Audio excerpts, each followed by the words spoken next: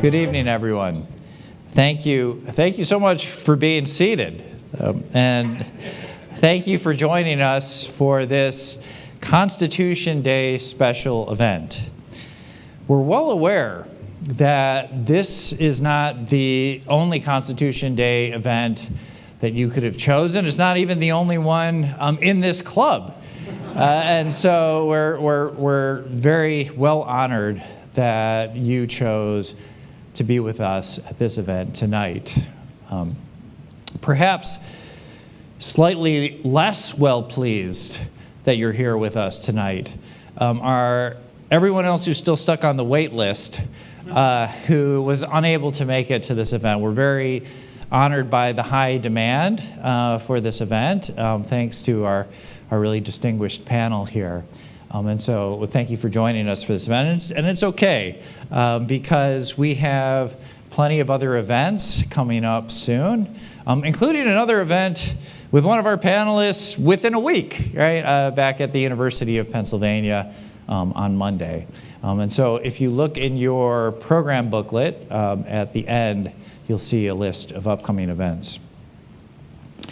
As you know, Constitution Day is not the only anniversary that we're commemorating here. We're here to explore the future of religious conservatism, offering reflections on the Centennial of William F. Buckley Jr. My name is Daniel Cheeley, and I am blessed to direct the University of Pennsylvania's program for research on religion and urban civil society, and the Collegium Institute for Catholic Thought and Culture. And I'm very grateful to both of those organizations for their involvement in making this event happen. I'm also grateful to the illustrious National Review Institute for co-presenting this event with us, with special thanks to our new friends over there, that is Aaron, Nick, Claire, Adam, and Chuck DeFeo, from whom you'll hear at the end of this program. Thank you so much for your relentless efforts to pull this off, together with my own steadfast colleagues at the Collegium Institute, including Maura, Joe, in the back. Yeah, Maura, Joe, and Mary with the camera. Thank you. And actually also here, but not on staff, Jessica Sweeney, our Director of Design, with a few other Sweeneys. I should also recognize the National Review Institute and Collegium Institute trustees who were able to join us this evening. I won't do so by name in the interest of time, but just except to single out one who came a fair bit of distance to get here, Kenneth Hyde, all the way from Atlanta. So thank you for joining us. Now, before I go any further with the thank you train, none of us would be here tonight, specifically in this room tonight, without the magnanimous sponsorship of Union League members Alec and Karen Taylor.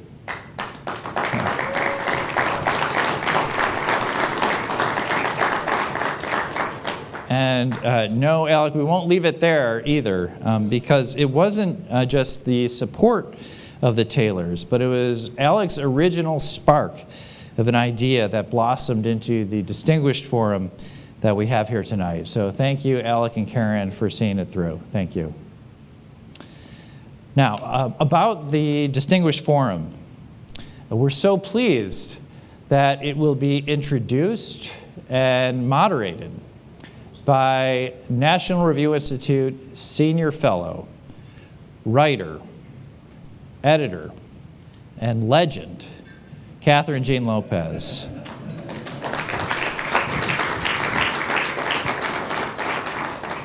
And I will pass the mic over to Catherine in a moment. But first, as this is an event that is co-hosted by the Collegium Institute, and which, among other things, explores the personal Catholic faith of William F. Buckley and the role it played in driving this particular movement, we thought we ought to begin with a prayer. And so to lead us, it's my pleasure to welcome up another Collegium Institute trustee, Father Eric Banneker of the Archdiocese of Philadelphia.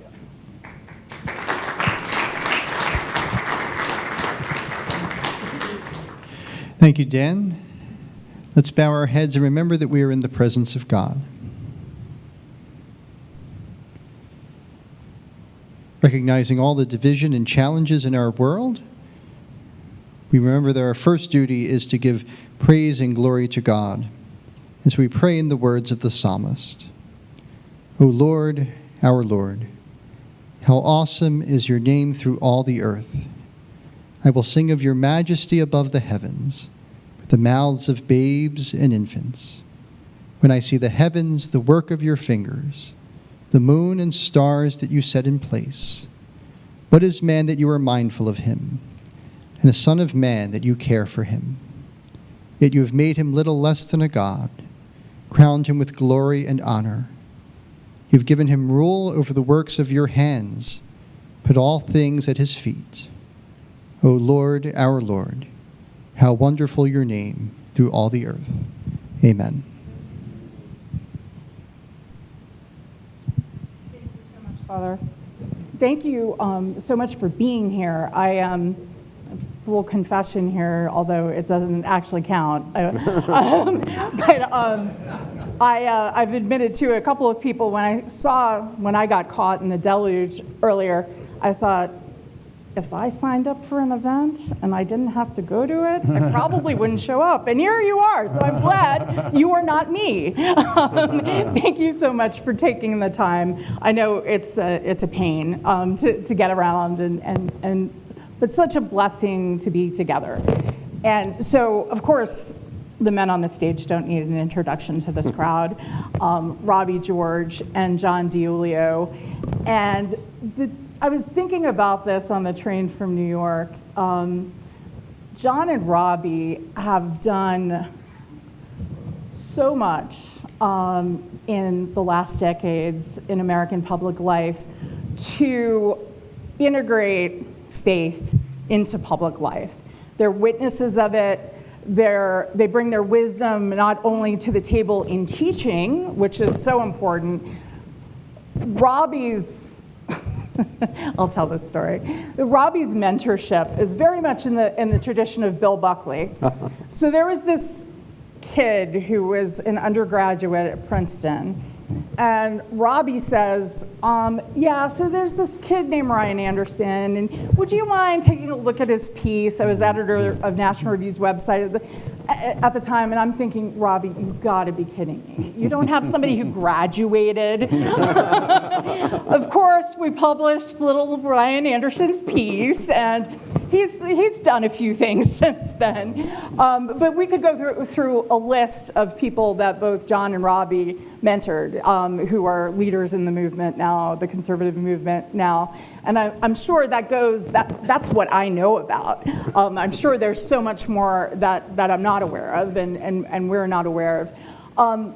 Obviously, when we talk about the future of religious conservatism, which is why we're here tonight, one of the problems with religion and public life is people trying to make God into their own political image or ideological image, right? That's the polar opposite of what John and Robbie do.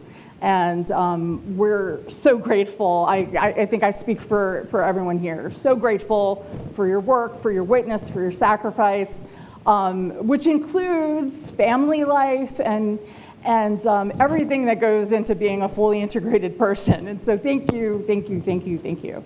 And thank you for your personal kindnesses. I'll say that again on behalf of so many people. I have this habit when I travel, I just throw a lot of books in a suitcase, which my Uber drivers are really grateful for. And I haven't looked at, we were all friends with Father Newhouse, the Naked Public Square in years. And I started to read, I'm not going to read a lot, but there was something I thought was appropriate about this. This is the beginning of chapter 8. He says, It is, and Father Newhouse was also such a beautiful, wise, clever, funny soul. Actually, the one time I met Pope Benedict, he asked me, I had this moment of small talk that I wasn't prepared for, and so he tries to make me feel more comfortable, and he asks, so where are you from? And I said, New York. And he said, New York. In this way, the Father Newhouse would have loved, because he said, he wrote about how he anticipated St. Peter welcoming him in a special way, because he was a New Yorker. Father Newhouse wrote, it is a perverse mindset that insists that the relationship between church and state must always be one of conflict and confrontation. Life is problematic enough without picking fights. Yet Christians of uneasy conscience are sometimes led to act as though they cannot be true Christians unless persecuted by the state. The hostility of Caesar becomes the measure of one's friendship with Christ. In the long reaches of Christian history, and sad to say, in large parts of the world today, persecution need not be contrived. In societies such as ours, which place no formal liabilities upon being Christian, the contriving of persecution can only trivialize the very real persecution of Christians elsewhere. Achieving victim status is not the purity test for the true Christianity. It is a sorry thing if a Christian adolescent has not had romantic dreams about enduring a martyr's death. It is a sorrier thing if he continues to indulge such dreams into adulthood. We sing stirring songs of discipleship, a glorious band, the chosen few, on whom the Spirit came, told valiant saints their hope they knew, and mocked the cross in flame. They met the tyrant's brandished steel, the lion's gory mane. They bowed their heads, their necks, the death to feel, who follows in their train. And Father Newhouse writes, and then we get in the station wagon and go home for Sunday dinner and football. And I had a couple of thoughts. I just thought we'd start there. Obviously, Charlie Kirk. And I'm reading this in the wake of his murder, assassination, this evil. And that almost seemed quaint to me, right, in one regard. In the other regard, I saw a warning from Father Newhouse, right? Obviously, Charlie was an outspoken Christian. There's a danger there, right? What are the lessons we're going to take from there? We don't want that martyr victim status to be how we now lead. Yeah, Robbie, since you're next to me, maybe if you could just start. What are your thoughts about religion and public life in the wake of this horrific event? Well, I will be happy to address that, Catherine. First, though, a couple of preliminaries. One, I know I speak for you, Catherine, as well as my beloved friend John, in saying how honored we are to have with us at this forum one of our nation's most distinguished jurists and legal scholars, judge, and because God is just, I'm sure someday to be justice, Stephanos Bibas is here.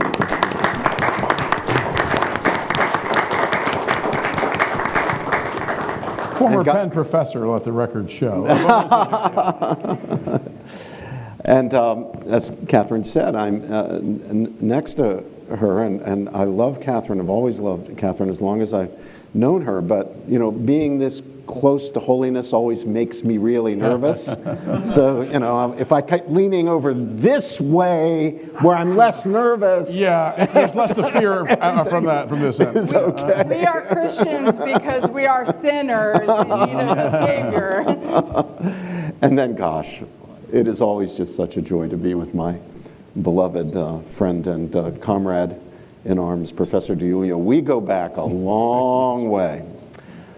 I voted as a member of the Princeton faculty to hire Professor DiIulio, who then immediately raced past me, got tenure before I did, and voted for me to get tenure. So it's a pretty good quid pro quo, pretty good deal. But your grandpa has really modeled what it means. John and his wonderful wife Rosalie have two handsome grandchildren here, grandsons. John has always modeled what it means to be a determined truth seeker and a courageous truth speaker. And that is the vocation of a scholar and of a teacher. And it's above all incumbent on those of us who are called to the teaching profession to model for our students what it means to be a determined truth seeker and a courageous truth speaker. And John has modeled that, not only for his students, but for people like me. Thank you, John. Thank you, Rabbi. Yeah. But I'll still lean this way away from the holiness. What can we say? The Charlie Kirk murder was horrific. It's a kind of distillation of evil. But from the religious point of view, and certainly from the Christian point of view, as shocking as it was, we're not shocked by evil. We know it's there. We know we have to deal with it.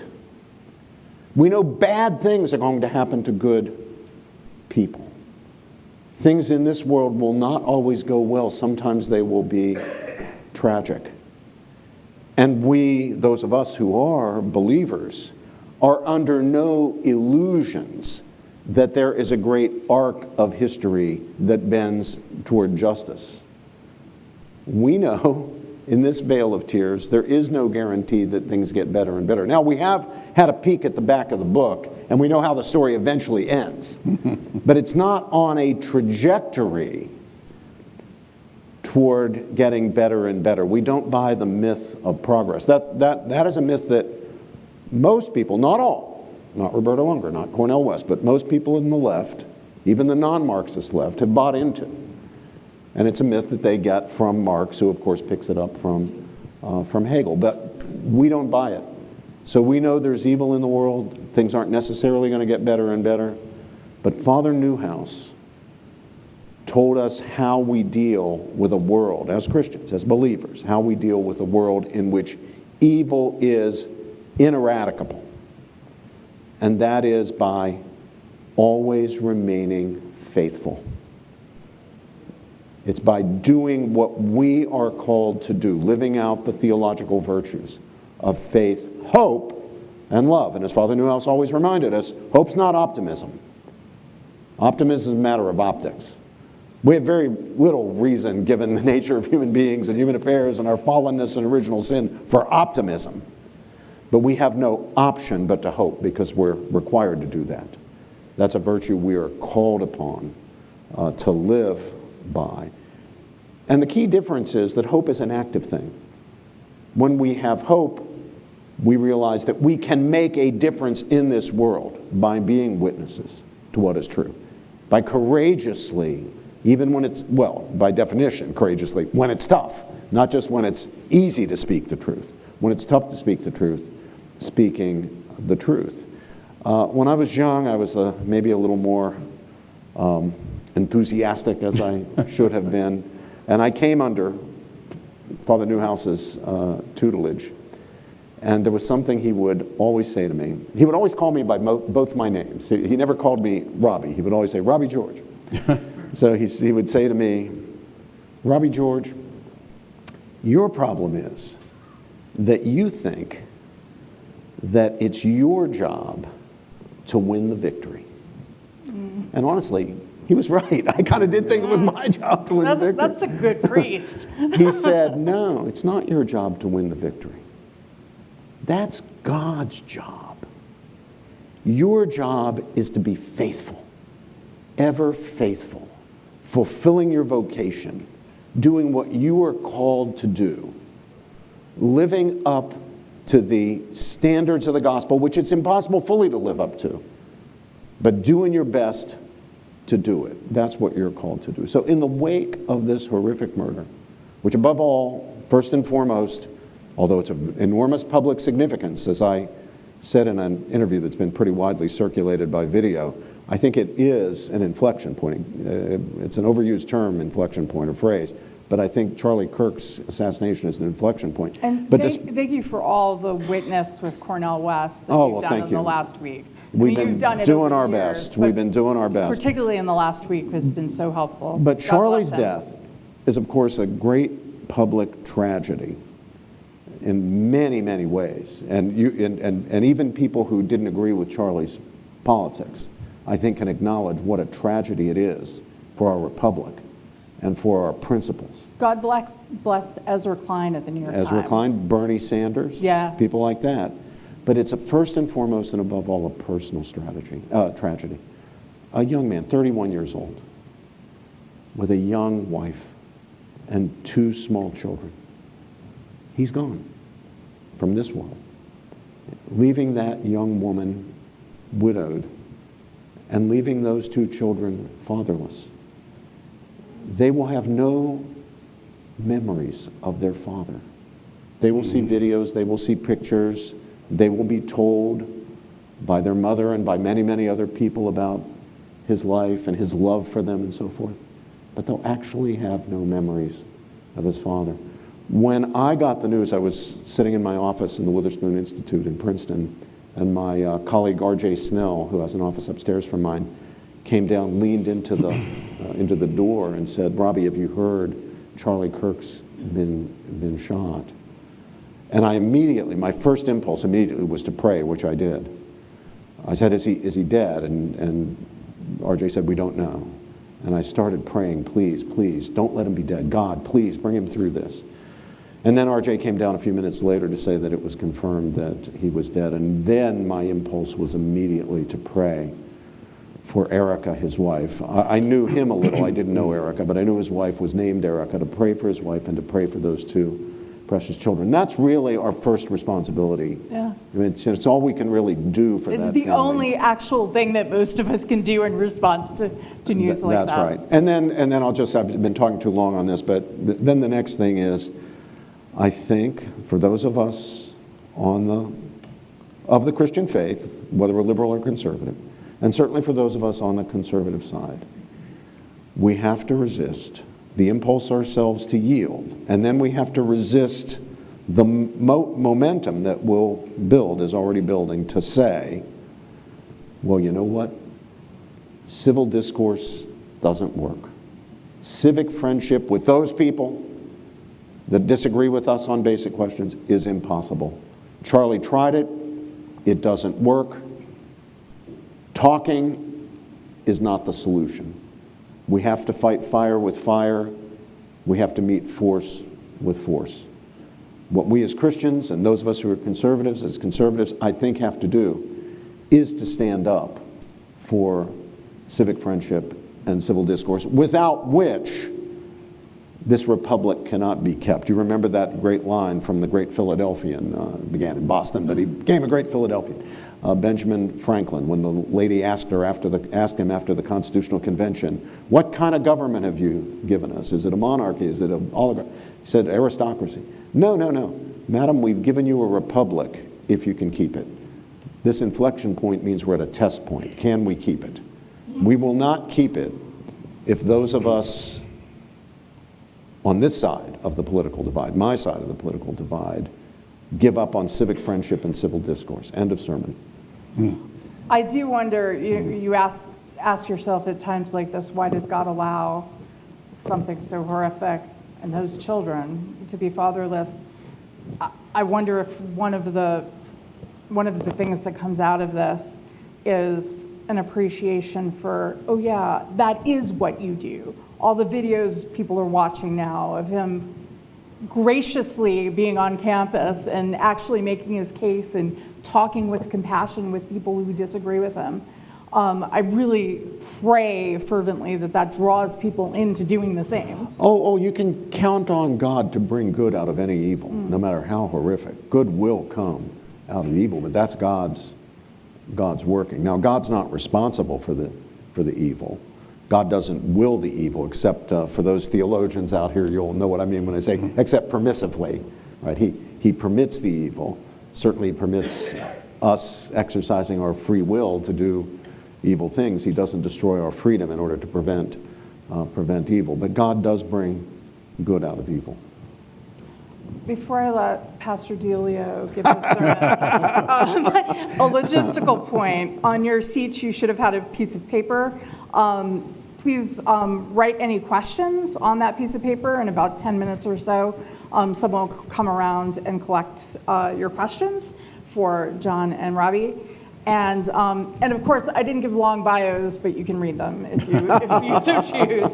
And also in the back, Robbie's most recent book is available for free. Would you stop writing books? Yeah, it's the book he wrote in the last week. Last week. Yeah. Because there's also the Cornell West book that came out in the last couple of months. Yeah, let me plug that book rather than my own book. I almost brought it with me to plug. That's here. Although if anybody would like me to sign the book, The terrible rate buster. Terrible rate buster. Are you?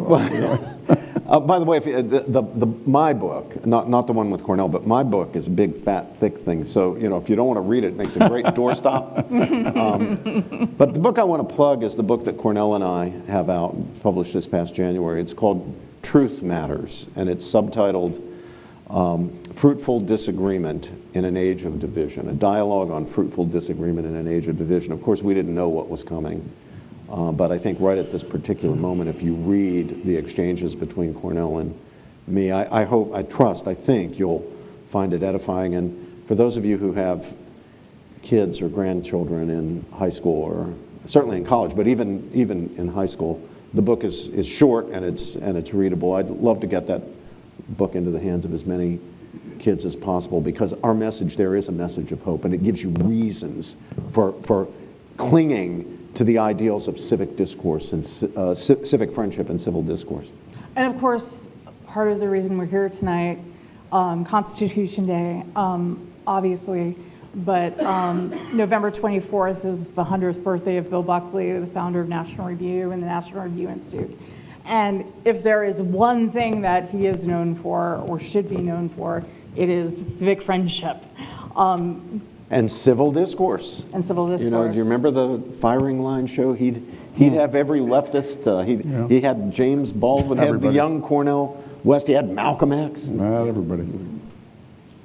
And if you haven't read the Tannenhouse book, no offense to Mr. Tannenhouse, but read Larry Perlman's book, which is all about friendship. And Christopher Buckley, his son, tells a beautiful story about, I've only heard him tell it once, about John Kenneth Galbraith, the economist, was of course his good friend, didn't agree on much, but skied together. And when John Kenneth Galbraith was dying, he wasn't clear he knew what was going on, who was visiting him, but Bill would visit him every week and sit with him. And that's what we're here for, at the end of the day. Absolutely. John, what are you thinking? Well, especially, well, first, I wanted to say, being here with you, Catherine, it's just an honor. To say I knew you when you were, getting started, and it's amazing. Your voice, moral clarity, your spiritual groundedness is just a clarion. I mean, it means so much, and it's always a pleasure and it's always a joy. And I always feel like I'm being uplifted when I read you. So thank you. And this last week or so, as much or more than ever. So thank you. Brother George, I have nothing good to say about.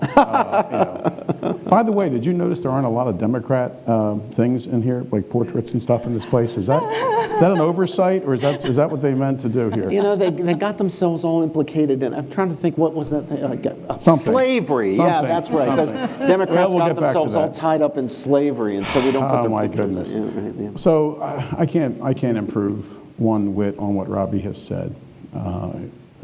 His eloquence is always at its best when it's most needed, and I appreciate it. It's an honor to be here with my brother, Robbie George. I'll just say a couple things. First of all, obviously the murder of Charlie Kirk is heinous, horrific, on every possible level. It's unspeakable, is really what it is. It's unfathomable.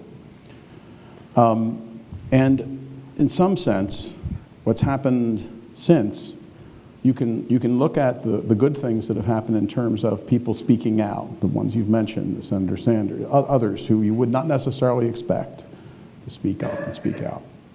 But then you can also look at some of these surveys, and some of the more credible ones that are asking people, should you ever be happy at the death of someone who is a political opponent? And you get these horrific numbers. That's awful. Yeah. And then That asking... fire survey specifically of college students. There's was a morning consult survey as well, and a YouGov, which basically asks the question: is it ever okay?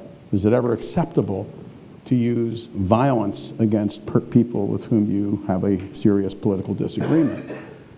And while you can say, oh, gee, a majority said no. The majority is 70% and change. I mean, that's a frightening number. But since you mentioned the late, great, amazing William F. Buckley Jr., I got to know him a bit back in the 90s and wrote for a bit for National Review with him, and actually wrote the review for National Review of his book, Nearer My God, which maybe was the scariest writing assignment I've ever had. What do you do if you don't like the book? to which he said, write it anyway. But he had a... So did Bill ask you to write it? Yeah. Well, it was a roundabout thing with David Klinghoffer, but it got to me. He trusted, and actually the reason he asked me was, he actually said to me, and he said after in a beautiful letter that he wrote me, he said, I knew that if you didn't like it, you'd say so. And you'd say why. Of course, I loved it. And it was really, it's a remarkable book. Quirky book. Quirky. 18 chapters of course. You can't get 18 chapters of an autobiography of faith. But Mr. Buckley, I never could call him Bill, but Mr. Buckley had a saying, and he said it more than once. He said, despair is a mortal sin. And despair is a mortal sin. You can do just about anything you want in this regard, but you can't despair. If you despair, you're giving up hope, and if you give up hope, you're giving up our faith.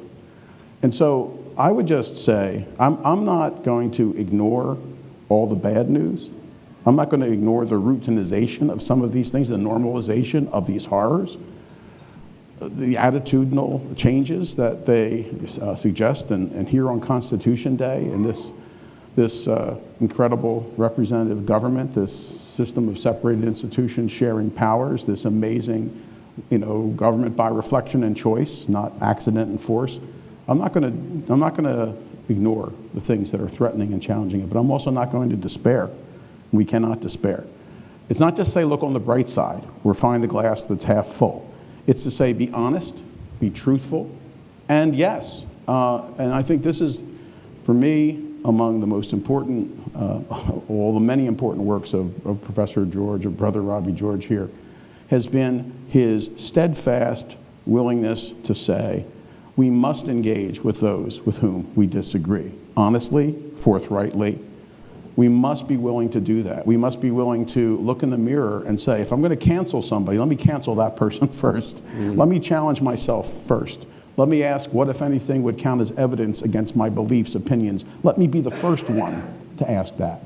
Let me not cling to things. Let me be coerced by the data. Let me be coerced by counterexamples.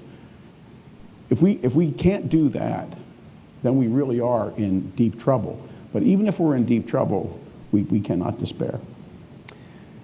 Catherine, may I tell my William F. Buckley story? Please. This shows you what kind of man, I know some of you knew him, this shows you what kind of man Bill Buckley really was. So I believe, I need to get this confirmed, but I believe I was the last guest on the longest running public affairs show in American history, William F. Buckley's Firing Line. There were two That's shows. Too good to fact check, it's true. Right, too good to fact check. There were two shows afterward, but they were retrospectives with videos of, So I think I was the last actual guest. He called me on the phone. I was very flattered. I was a young man, I was very flattered. The great William F. Buckley called me on the phone and asked me if I would appear on Firing Line. And I said, oh, yes, of course. I'd be really honored to. And he said, well, are you available on whatever the date was? And I said, well, I'll make myself available. And he said, we can come up to New York. And I said, yes, I'll be happy to do it. And he said, well, could you come a little early, come at lunchtime, and we'll have lunch at Nicola Paone's restaurant, right? Does that ring a bell for those of you who knew Bill Buckley? Apparently that's where he always dined. So somehow Paone's disappeared when Bill disappeared. Yeah. He kept it in business. So I asked if I could bring my 10-year-old son, one of you guys, right? Brother Matthew, which of you is the 10-year-old? Johnny. Yeah, right. So John, yeah, so my son was your age. And Mr. Buckley said, yeah, bring him along, that's fine. So we got there early, went into Nicola Pion's restaurant, said we were here for Mr. Buckley, and he wasn't there yet. So he said, well, we'll take you to your table, and went back to the table, and I just sat down in a chair, and suddenly 6 guys from all parts of the restaurant come like a thunderbolt down here on me and said, no, that's Mr. Buckley's chair, that's Mr. Buckley's chair. Pulled me out of the chair, put me in a different chair. And then in a few minutes along came Mr. Buckley, and he introduced himself, and we started to chat. I introduced my son David. And after we'd been chatting for a while, and we had our salad and we had our main course, he turned to David, my 10-year-old, and said, David, tell me about yourself. What do you like to do? And David at that stage was really into boats. Oh, boy. Boats. He had just come back from the wooden boat building school in Brunswick, Maine, where with his grandfather, my father-in-law, he had built a wooden kayak, a wooden boat. Well, when Mr. Buckley heard David was interested in boats, that was the end of my conversation. He spent the rest of the time talking with David. He pulled out his wallet where you'd have a picture of your children. He had a picture of his sailboat. He showed David his sailboat. I believe it. So the time came when we were going over for the filming, which was in a warehouse, and of course he always needed an audience. Remember, Firing Line had an audience, and he had busted an audience from a Jewish old folks home to be the audience in the warehouse. He had bagels and lox, and did the whole thing. It's central casting. So there was a little elevated area. It wasn't quite as high off the ground as this, about half. And then there was the audience, and my son David was right there in the front row. So the music begins, right? The Brandenburg, what was it called? Remember the famous music from the show?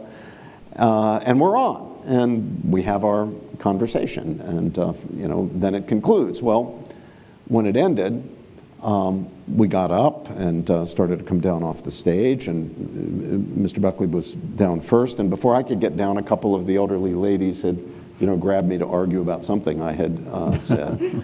I had the conversation for a while, and then finally I went down and saw Mr. Buckley and said goodbye. David said goodbye, and we go out the door. As we're heading to Penn Station, David says, my son, Mr. Buckley wants to have lunch with me again. I said, what are you talking about? He said, Mr. Buckley said that he would like to take me at lunch at the yacht club, take me to lunch at the yacht club in New York, and you're supposed to call Miss Bronson and arrange it. I said, Miss Bronson, now for those of you who don't, Miss Bronson was the dragon lady who was in charge of managing Bill Buckley's affairs and life and keeping the trains running. I just want to say she likes me. Yeah. So I said, well, David, that was awfully kind of Mr. Buckley, but he's one of the busiest men in the world. He's so busy. He drives around in the back of his car with a driver, and he brings a typewriter with him and types in the car because he doesn't even have time, to relax in the car. He's got so many things to do, so we don't want to bother Mr. Buckley. He said, no, Dad, Mr. Buckley said he wants to take me to lunch at the yacht club. And I thought, he's 10 years old, he'll forget. So I said, okay, I'll call Miss Bronson, but I didn't. Every day, he's pestering, Dad, did you call Miss Bronson? I haven't gotten around to it yet. Dad, did you call Miss? Mr. Buckley wants you to call Miss Bronson. So finally, it was like the woman before the unjust judge in Jesus' parable. And I thought, my God, I'm going to have to yield on it. So I very sheepishly called Frances Bronson and said, Miss Bronson, I hate to be calling about this, and I don't want to bother you or Mr. Buckley, but my son David just won't let go of this. He says that Mr. Buckley asked me to call you to arrange to have lunch at the yacht club. Now, I know, it was a nice thing to say, and I know how busy Mr. Buckley is, and it's fine if there's really not time, but I just want to be able to tell him, truthfully, that I did call. She's thinking, why is this professor wasting my time? So she said, well, let me talk with Mr. Buckley, and I'll get back to you. And just a couple of hours later, she called and said, Mr. Buckley will meet you for lunch on October 23rd, Thursday. That's awesome. At the Yacht Club.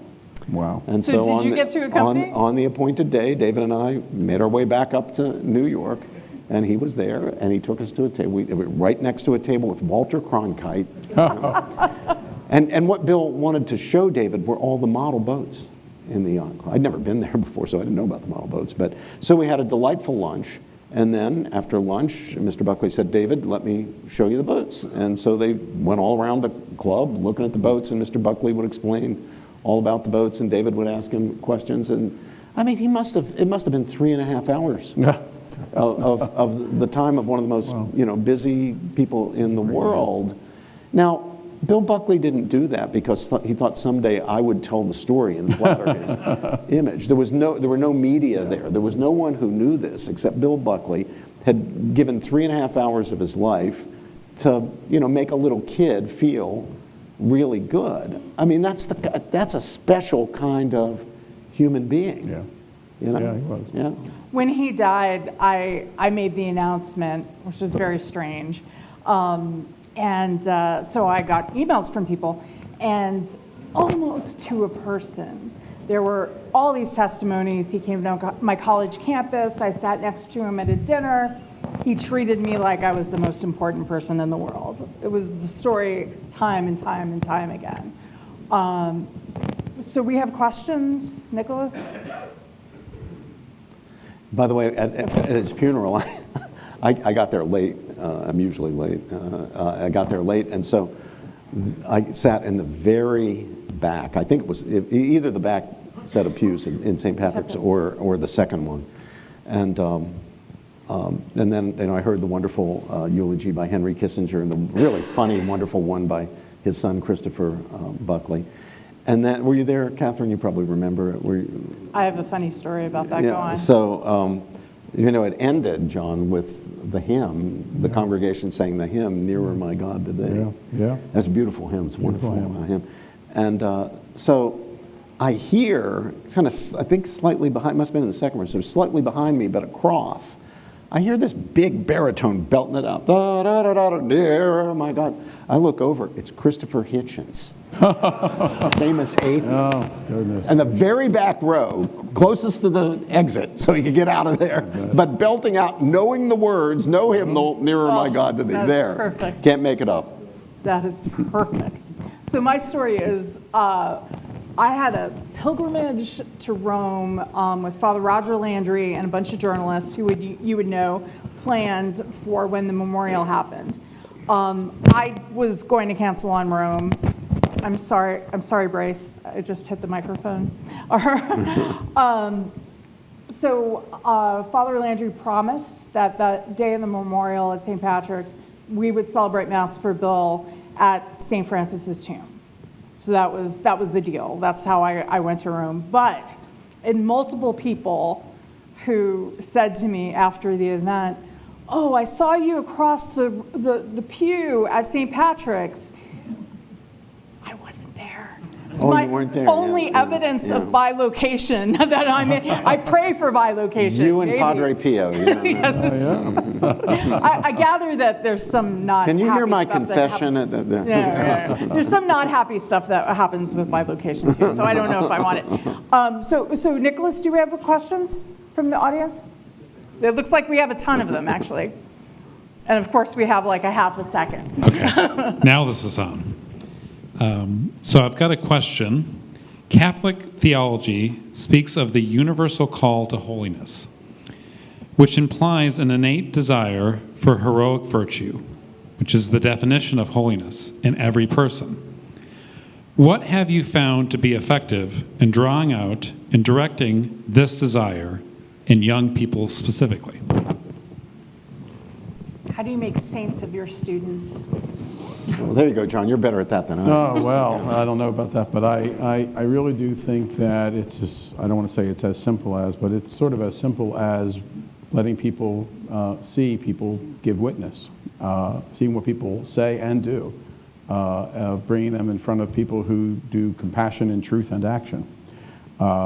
It's amazing, actually, what happens, and I know there's a number of Penn Newman Center graduates here, maybe even a priest or two, I don't know, who have been on that path.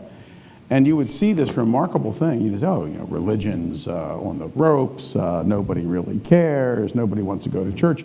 And then you'd have speakers come in, people who would come in and who were community activists, you might call them, but who actually were out there serving the poor, the needy, the neglected, the least, the last, and the lost. And it would set kids on fire. It would set people on fire. When you bring in people who are, whether they're doing homeless shelters or they're doing food banks or they're working in job training centers or the nutrition development services, providing millions of meals to needy, neglected kids in the summers, and you ask them why they do it. Certainly in many cases they're not doing it because the people they're serving are Catholics. They're doing it because they're Catholic and because that's their witness. And I have found that it's got to be show, not tell, and then you can tell. You start with tell, you start explaining concepts. So let's start with subsidiarity and work our way back. You can get there, but you have to show before you tell. At least that's been my experience with students. I think it was St. Francis of Assisi, correct me, John, if it was someone else, who said, preach the gospel always. If necessary, use words. Yep, that's exactly it. It really is, I think, above all. I think of just in my own life. I mean, when I was a graduate student, after law school, I did my doctorate in philosophy at Oxford. And I remember what it meant to me as a philosophy graduate student that I would see at Mass these great, towering philosophers, almost all convert Catholics, Elizabeth Anscombe, Michael Dummett, John Finnis. I mean, the towering figures in analytic philosophy on their knees at Mass. Right. These are people who could have been puffed up with pride about how brilliant they were, and you would have forgiven them because they were really brilliant. But here they were on their knees before the altar. And it's also, I mean, it's become more rare than it should. It's never been, other than somewhat rare. But you have so many outstanding scholars, professors, people who spend their lives as educators at colleges and universities, who are people of faith, but who hide their faith. Absolutely. Yeah. Who have it, who whisper it into their sleeve, and that's a real tragedy. And yet, take one person, and I'm going to go back to Penn here. One of the world's greatest paleontologists is Dr. Peter Dodson, who's years in the Fed. I mean, but he's all about faith and fossils. Yeah, faith. He's a card-carrying Catholic, Circle of St. Bede, one of the most dedicated. And yet here's a man who's forgotten more about hard science, if you want to put it that way. He's found more dinosaurs. I think he found more dinosaurs just in China than anybody else has found in the last 30 years. He's an incredible scientist. He's also an incredible person of faith who gives witness. And that is just too rare. Now, because there are other people. There are other people there. And sometimes I know that because we have the same experience. You'll say, they're just reluctant, and the reluctance has a lot to do with the dominant, culture at these places. And but people have to break through it, and if you break through it, boy, you'll have a lot of disciples and followers. You really will. I'm going to do this at the risk of embarrassing him, but a great moment for me was at Stephanos Bibas's investiture as a judge for the U.S. Court of Appeals for the Third Circuit, where Judge Bibas thanked God and gave testimony to his faith. The place was filled with Orthodox priests in their black clerical garb. And that sent a message to everybody in the room that this man, now being invested in a very high office, put God first, above him. It wasn't about him. There was something higher. I mean, we can do that in a million ways, sometimes very flamboyantly, sometimes very subtly and not flamboyantly. But I think we need to be willing to make ourselves socially unacceptable in order to bear witness. And young people notice that. They do notice that. No question about it. Our beloved friend Marianne Glendon. Oh, the great Marianne Glendon. She talks about how the Catholic witness in America has been, we're either chameleons or turtles. We either want to blend in or we want to hide in our shells and hope people don't notice. And the two of you, not to canonize either of you, I admire you too much to do that, but being at UPenn, being at Princeton, and people know what you're about, that I think is attractive to young people. And I do think there's something about, I do hope people actually watch some of Charlie Kirk's interviews. I haven't, a couple of nights I didn't sleep because I was, in the last week, because I was trying to see as many videos as I could. The compassion with a young woman who is schizophrenic and said, she struggled with abortion. Very powerful. So beautiful. And talking about hope, trying to give her hope as she was struggling with her position on abortion and obviously, was going through so much personally, and the depths of compassion. I mean, that I hope that young people learn the right lesson from this. I think this, John, tell me if I'm not speaking for both of us in this. To a very considerable extent, both John and I have been influenced when it comes to the importance of public witness by the Black Church. Absolutely. We have both had the blessing of hanging around with the great Pastor Eugene Rivers, and other leaders of the historically Black Christians, and Jackie, yeah. And that, it was inspiring to me, and also made me feel guilty if I'm not public enough about. And that is not to. I know we're. It's all things get right. We'll be till 12 o'clock midnight tonight, so no one will go anywhere. There'll be more food coming. But in 2008, just to sort of build on that point, I happened to be at the Democratic National Convention in Colorado, and I tried my best. You tried your best, I know. Yeah, your seat was there the whole time. But we were allowed to have what they called. I was there. I enjoyed the Stevie Wonder concert. Oh, there you go. There you go. But they had the Faith Caucus meeting, and they assigned us a room, okay, that was maybe half the size of this room, okay? By the time we were done, and this was the Black Church, this was the Church of God in Christ, this were other Black churches leading, but also Latino churches, and then a number of Catholics showed up. And it wasn't Catholics for this person or that person. It was a meeting of people of faith in the Democratic Party. By the time it was done, we had a room twice the size of this, and they couldn't shut it. I mean, they needed to calm it down. Because, see, the invitation, when you open the door to faith, you're going to find, even now, even today, there are a lot of people who have a lot of commitment and who are willing to come out there. They just need to be called. They need to be given the opportunity. And you need to have leaders who are willing to do that. And there aren't a lot of leaders left in the Democratic Party. Joe Lieberman is gone. Great Joe Lieberman's gone.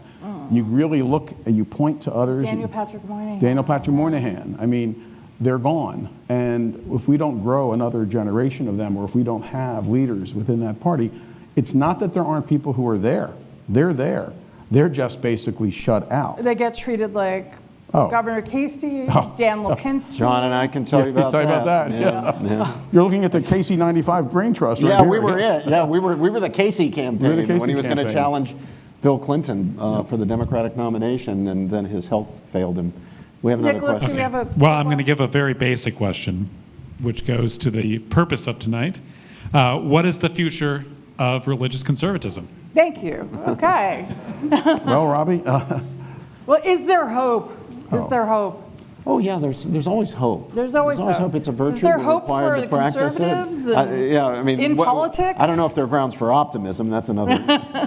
That's another question. Well, one thing I think it's important for conservative religious people or religious people in politics, and I think if you're a religious person in our contemporary politics, you have no choice. You're just by definition going to be conservative on things that, for us, and it's just a contingent fact of history, have come to mean the difference between liberal and conservative. So I think it's important that religious conservatives not allow themselves to be co-opted into any movement.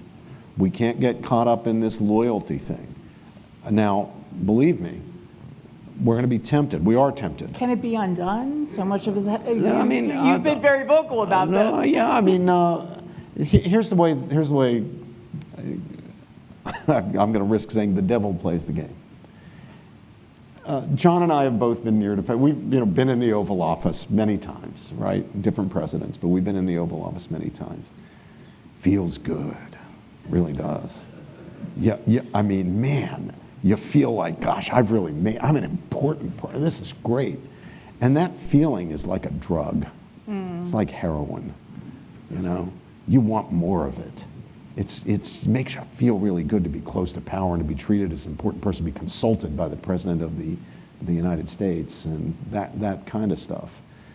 And so it's easy to yield to the temptation that says, well, I can't criticize my guys, even when they go off the rails, because I don't want to lose access to that drug, to that feeling. But it's even more insidious because the devil's real smart. Here's how it really is played. It's not just the drug. It's, you know what?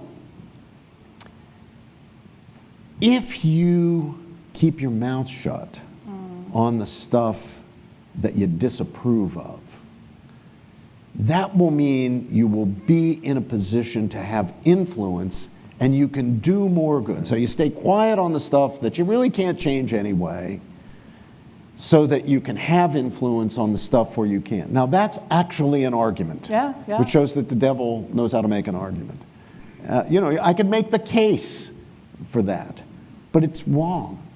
It's wrong. We really are called, even at the risk of losing our influence, which John and I now both completely have, to not call out stuff that's bad when your own side falls into it. It's the road to perdition. It really is. Yeah. And I do think that fundamentally there's a lot of future. There's a big future for what you might call religious conviction, including in the garb of religious conservatism.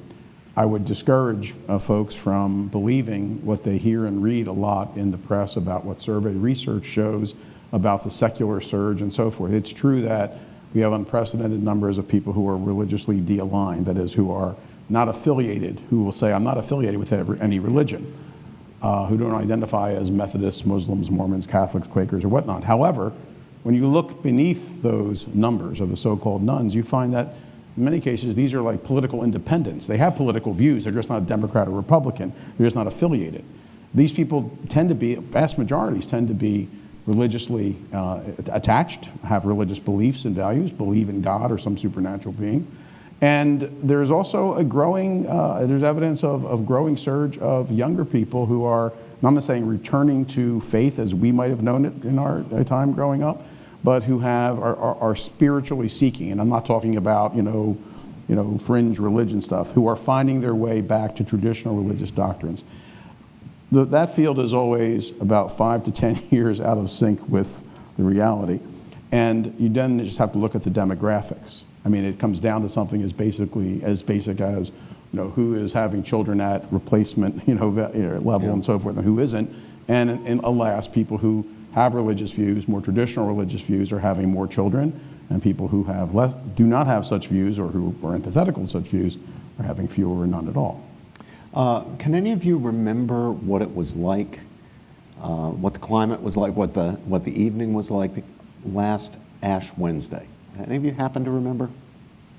At least here in the East, and certainly in Princeton, where I went to 5 o'clock Ash Wednesday services, it was a soaking, horrible rainstorm, thunderstorm. I mean, you could wear a hat, a raincoat, an umbrella. You were completely defenseless against it. But I trudged out to get my ashes, and I got to St. Paul's Church in Princeton. Remember St. Paul? Yeah. St. Paul's Church in Princeton. I couldn't get in the door. Why couldn't I get into the door?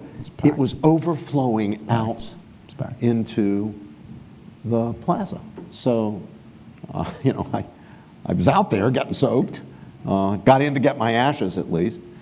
And then when I got home, I did what you do when you're perplexed about something these days. I went on Twitter and I tweeted, for those of you who attended Ash Wednesday services, did you notice anything special this year? And of course, I start getting flooded with responses saying, huge crowds, huge crowds. And these messages were coming in not only from here in the United States, but from France and Eastern Europe, because Twitter's everywhere. And then the same kind of thing happens for Easter Vigil. That's when I realized this is for real, because then it was at the Easter Vigil. People were actually coming into the church on and really Easter Sunday. I mean, I was worried when COVID shut down the churches. I mean, in some places, of course, the bars and the liquor stores were open, but the churches were are not. shut down. Yeah. But when I was worried that people wouldn't come back to church, that there would be a permanent loss. But now our regular people who had Sunday never masses been to are church bigger going. than they've ever been. That was before the assassination of Charlie Kirk, which caused a jump last week. But there's something out there happening spiritually. The unaffiliated are kind of finding affiliation, I think. Look, we all have a hole in our heart, you're going to put it that way. Yeah, that's right. Some of the great folks who do faith-based drug treatment talk about this. We have a hole in our heart. And you can fill that hole with just about anything you want. You can fill it with drugs, you can fill it with sex, you can fill it with money, you can fill it with fame. But only when you fill it with God does that hole stay plugged. And when you remain committed, and when you're in a socially dense milieu called a church, or something where people reinforce that value and where you see the fruits of it, there's never been anything like it in the history of the world, and it's not going anywhere. It may be beaten, battered, and scarred, but it's not going anywhere. It's there. It's there. John and I, I'll break some news to you. You'd probably be shocked by this.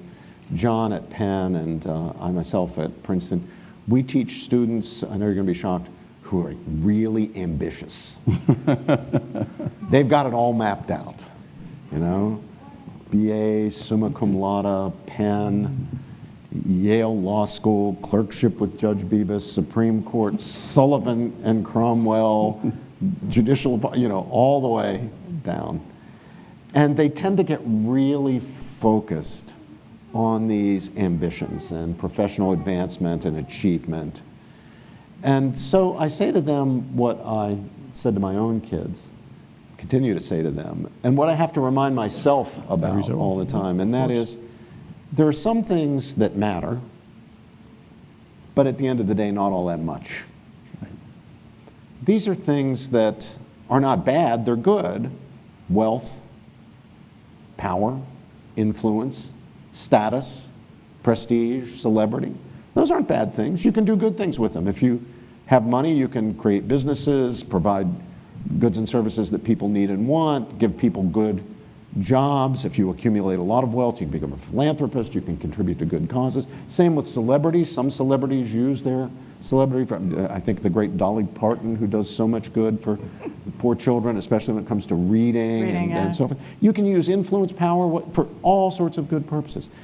But these things, though not bad, can be used for good, are not good in themselves. Right. They matter, Right. but not all that much. Right. But then in addition to the things that matter but not all that much, or in contrast to them, are the things that really matter. Right. And these are the things that are worthwhile, not as means to other ends, but they're worthwhile in themselves. Right. Faith in God, Right. family, Right. friendship, knowledge, beauty, integrity, Right. honesty, decency. Right. And the important thing, especially as we're growing up, but even at our advanced ages, to remind ourselves is that our tombstones are not going to say summa cum laude Princeton, McCormick Professor of Jurisprudence. Well, I had that already carved. I mean, I don't want to. That's right. Election to the American Academy of Arts. No, it's going to say, if we're lucky, it's going to say loyal friend. Yep.